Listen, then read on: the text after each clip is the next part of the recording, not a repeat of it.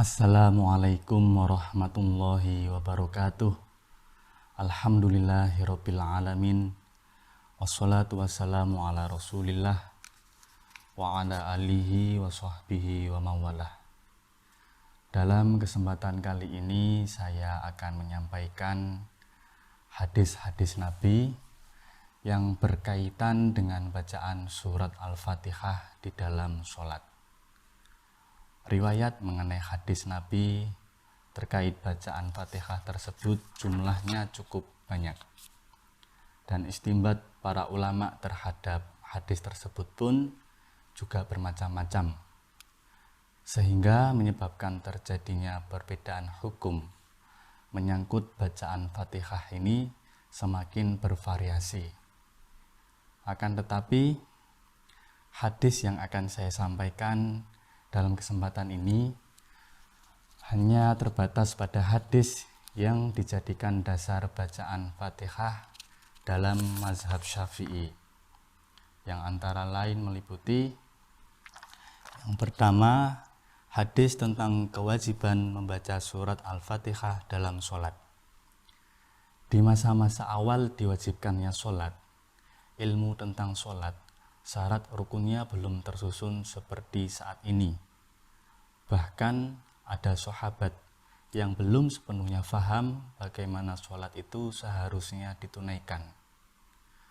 Hal ini terlihat dari adanya kisah sahabat Nabi di mana saat mereka melakukan makmum sholat bersama Nabi, mereka melakukan hal-hal yang semestinya tidak dikerjakan. Akan tetapi peristiwa tersebut justru menjadi petunjuk Nabi tentang tata cara sholat yang benar, baik dari Al-Quran maupun Sunnah. Di antara kisah tersebut adalah perilaku sahabat yang membaca ayat Al-Quran dengan suara keras pada saat ia makmum sholat bersama Nabi. Padahal saat itu Nabi SAW sedang membaca ayat Al-Quran, sehingga Nabi sangat merasa terganggu dengan perilaku sahabat tersebut. Dari peristiwa inilah kemudian menjadi latar belakang turunnya hadis atau sababul wurud hadis tentang kewajiban membaca surat Al-Fatihah di dalam sholat. Berikut adalah hadis yang diriwayatkan oleh Imam Bukhari dan imam yang lain dari sahabat Ubadah bin Somit radhiyallahu anhu. Bismillahirrahmanirrahim. Annan nabiyya sallallahu alaihi wasallam thaqulat alaihil qira'atu fil fajri. Bahwa Nabi sallallahu alaihi wasallam pada sholat subuh merasa terganggu oleh bacaan surat yang dibaca keras oleh sahabat yang makmum di belakangnya. Falamma faragha qala la'allakum taqra'unal kitab khalfa imamikum. Maka setelah sholat itu selesai, kemudian Rasulullah SAW menoleh menghadap pada sahabat yang makmum seraya menanyakan, benarkah kalian membaca ayat di belakang imam kamu? Qulna na'am. Qulna, kami menjawab, na'am, ya, kami membacanya. Qala, kemudian Nabi berkata, fala taf'alu illa bifatihatil kitabi. Dan janganlah kalian lakukan itu kecuali membaca Fatihatul Kitab. Qala, fala taf'alu illa bifatihatil kitabi. Kemudian Nabi berkata, menyampaikan, jangan lakukan itu kecuali membaca Fatihatul Kitab. Fa innahu la sholata liman lam yaqra' biha. Karena sesungguhnya sholat seseorang tidak sah tanpa membaca Fatihah. Hadis Ubadah bin Somit tersebut menurut para ulama dalam mazhab Syafi'i dipandang sebagai hadis yang bersifat umum atau am tentang kewajiban membaca surat Al-Fatihah di dalam sholat.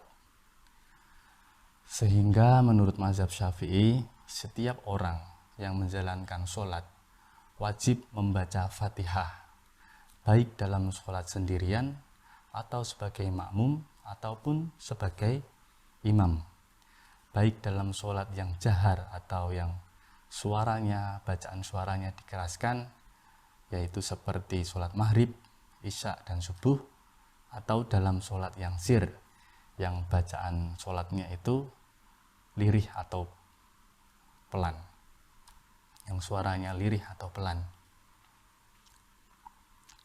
Kemudian hadis yang kedua adalah berkaitan dengan bacaan Fatihah harus disertai dengan bacaan basmalah.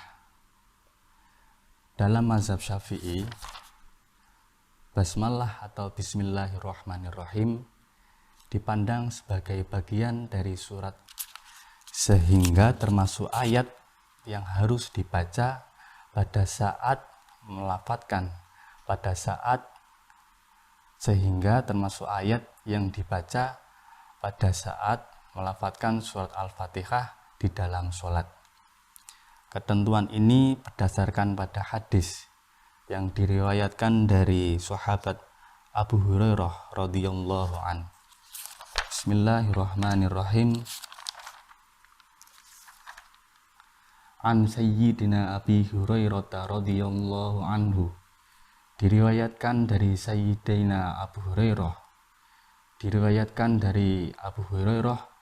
Qala Rasulullah sallallahu alaihi wasallam, bahwa Rasulullah sallallahu alaihi wasallam bersabda, "Idza qara'tum alhamdulillah, apabila kalian membaca alhamdulillah, faqra'u bismillahirrahmanirrahim." Yang dimaksud alhamdulillah di sini adalah Fatihah. Kemudian faqra'u bismillahirrahmanirrahim, kemudian maka bacalah bismillahirrahmanirrahim. Fa innaha ummul Qur'an, karena sesungguhnya itu adalah merupakan ummul Qur'an.